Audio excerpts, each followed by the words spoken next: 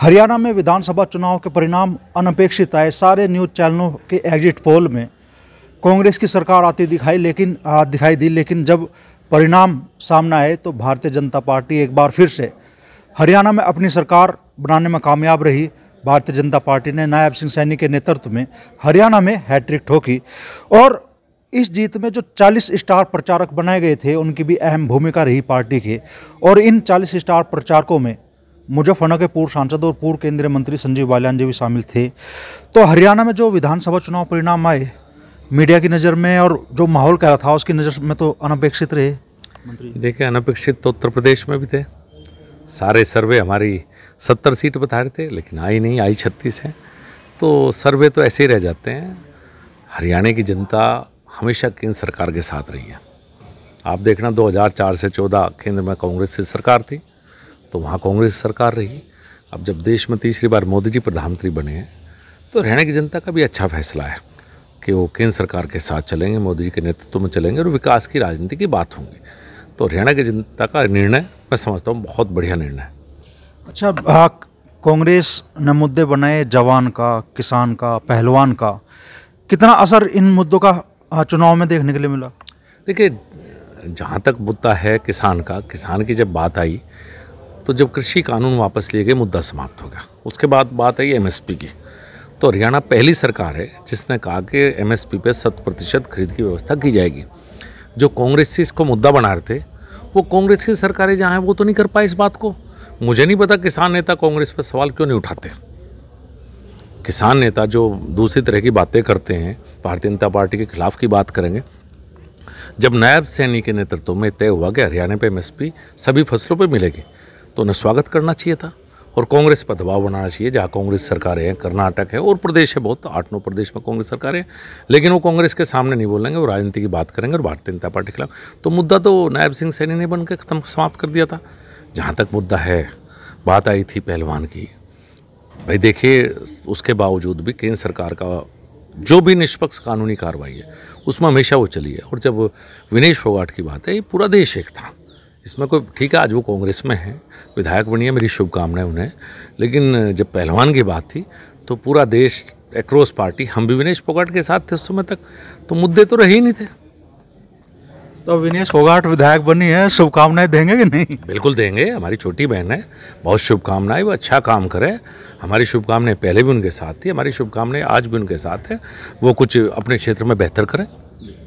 अच्छा, किसान आंदोलन का विशेष तौर पर असर देखने के लिए मिला दुष्यंत चौटाला के खिलाफ।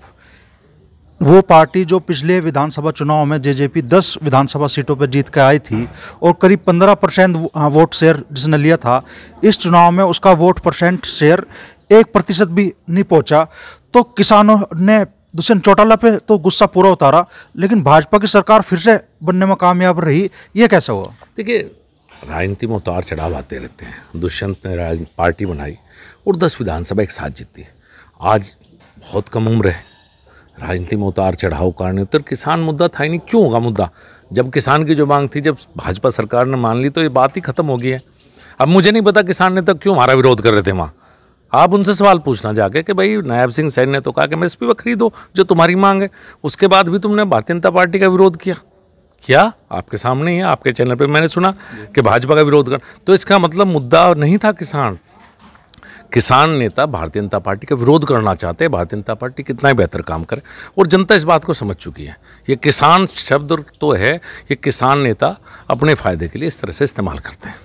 चूँकि स्टार प्रचारक के तौर पे आप हरियाणा में काफ़ी सक्रिय रहे, तो मैं ये जानना चाहूँगा कि दुष्यंत चौटाला के प्रति इतनी जो ज़बरदस्त नाराजगी थी वो भाजपा के साथ आने के कारण थी और भाजपा फिर भी सत्ता में कायम रही।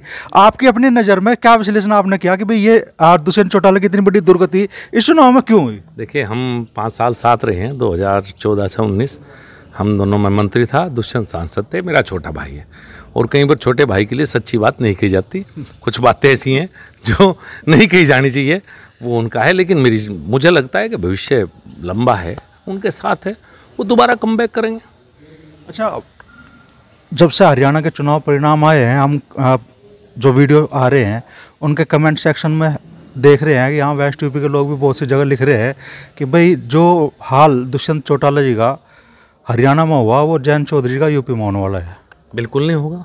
अभी 10 चुनाव आने वाले हैं उत्तर प्रदेश विधानसभा के, और आप देखना जहाँ हम लड़ेंगे भारतीय जनता पार्टी, मुझे पूरी उम्मीद है कि चुनाव जीतेगी। और क्यों होगा? आज वो मंत्री है केंद्र सरकार में, अपने मंत्रालय में कुछ बेहतर कर रहे हैं, उत्तर प्रदेश में उनके मंत्री हैं। आप सरकार में चुनाव क्यों लड़ते हैं? कि आप जिस विचारधारा के लोग हैं आप सरकार में शामिल हो और आपने काम करने का प्रयास करें। कोई किसान की राजनीति करता है, कोई व्यापारी करता है, आप शामिल तो होने नहीं देंगे सरकार में, तो इसका मतलब राजनीति में शोर मचाने के लिए हैं क्या? भाई राजनीति में शामिल हो गई तो कुछ बेहतर कर पाएंगे। तो आज उनका निर्णय है कि वो प्रदेश और केंद्र सरकार में साझेदार हुए हैं और अपने वोट, जो उनका वोटर है, जो किसान है, उसके लिए कुछ बेहतर करना चाहते हैं तो बेहतर करने का प्रयास कर रहे हैं। बिल्कुल ऐसा नहीं होगा। जिन्हें कि ऐसी बात सोच है वो भारतीय जनता पार्टी को देख कर अपने आप को सुधार लें। उनके जोर लगाने से भाजपा का कुछ नहीं बिगड़ा। भारतीय जनता पार्टी ने तीसरी बार सरकार में पूरे जोर उन्होंने लगाए, तो वह अपने बारे में सोचे। जयंत चौधरी के बारे में ज़्यादा चिंता ना करें, वो केंद्र सरकार में मंत्री है, यहाँ आगे भी रहेंगे। अच्छा, गन्ने का सीजन आने वाला है और किसान की उम्मीदें फिर से सरकार की तरफ है। जयंत चौधरी ने भी रैलियों में कहा कि भी गन्ने का भाव 400 पार चुनाव के दौरान, और गन्ना भुगतान के लिए भी किसान सड़क पे है। शामली में आश्वासन मिला कुछ दिन पहले, किसान वापस अब अपने घर को लौट गए। वो आश्वासन फिर से कोरा साबित होगा और अब फिर किसान फिर से वहाँ आंदोलन करने के लिए मजबूर है। तो गन्ने का भाव क्या इस बार कुछ बेहतर मिलेगा और किसान अपने भुगतान के लिए ऐसे कब तक सड़क पर रहेगा? देखिए, गन्ने का भाव बढ़ना चाहिए, क्योंकि हम तो गन्ना किसान हैं, हर बार चाहते हैं कि गन्ने का भाव बढ़े।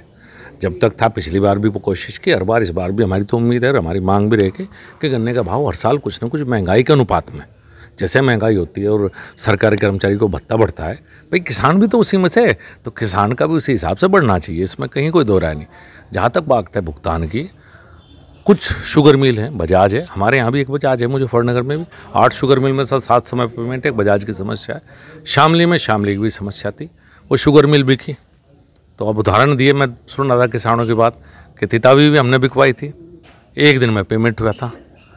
लेकिन चुनाव में तो भूल गए ना सब भाई, चुनाव में तो सब भूल गए कि तितावी को बर्बाद जिसने किया उसे वोट दे दी, तितावी को आबाद जिसने किया, जिसने किसानों का पेमेंट है, वो चुनाव हार के बैठा है।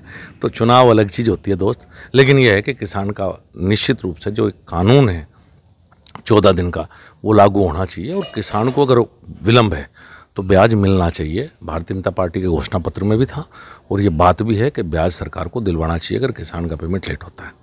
अच्छा, मीरापुर विधानसभा सीट की हम बात करें तो चंद्रशेखर आज़ाद ने अपना प्रत्याशी घोषित कर दिया और कल उनकी बड़ी रैली भी हुई मोरना में। एक बार वो फिर से दावा करके गए कि भाई इस बार मुकाबला सीधा उनका है। सपा शायद तीसरे नंबर पर रहेगी, हालांकि इस सवाल को टाल गए, लेकिन वो कह रहे हैं कि भाई भाजपा से सीधा मुकाबला उनका है। आप मीरापुर में अभी क्या माहौल देख रहे हैं और क्या ऐसे माहौल में लग रहा है कि चूंकि सीट शायद आरएलडी के खाते में जाएगी तो जीत का सफर आप लोग तय कर पाएंगे?